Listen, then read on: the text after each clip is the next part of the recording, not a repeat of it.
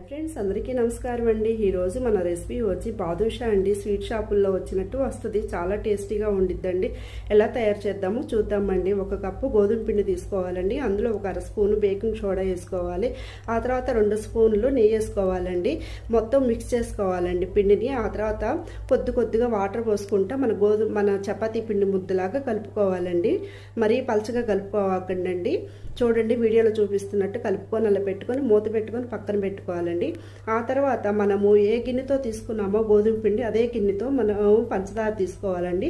1/2 glass water పోసుకొని తీగపాకం వచ్చేదాకా ఉంచాలండి పంచదార. ఈ లోపు మనకి గోధుమ పిండి కూడా నానిద్దండి. చూడండి ఎంత చక్కగా ఉండేయో. వీడియోలో చూపిస్తున్నట్టు చేసుకొని పక్కన పెట్టుకోవాలండి. ఆ తర్వాత పాకంలో 1/2 స్పూన్ యాలకుల పొడి వేసుకోవాలండి. పాకం వచ్చేస్తుందండి. పొయ్యి ఆపేసేసుకోవచ్చు. మనము కడాయి పెట్టుకొని నూనె పెట్టుకోవాలండి. నూనె ఎక్కువ కాగవసరం లేదు. చూడండి, వీడియోలో చూపిస్తున్నట్టు పెట్టుకోవాలి.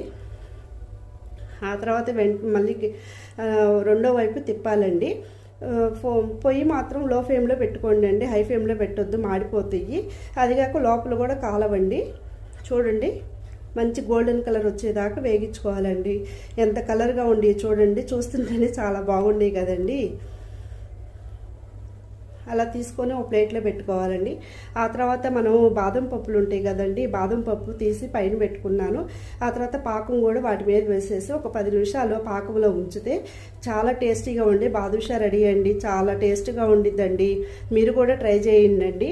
ఆ తర్వాత నేను బాదం పప్పు జీడిపప్పు కలిసి అట్లా తీసి పొడిలాగేసానండి. చూడండి, చాలా బాగా వచ్చినాయండి. టేస్ట్ అయితే సూపర్గా ఉన్నాయండి. వీడియో నచ్చినట్లయితే లైక్ చేయండి.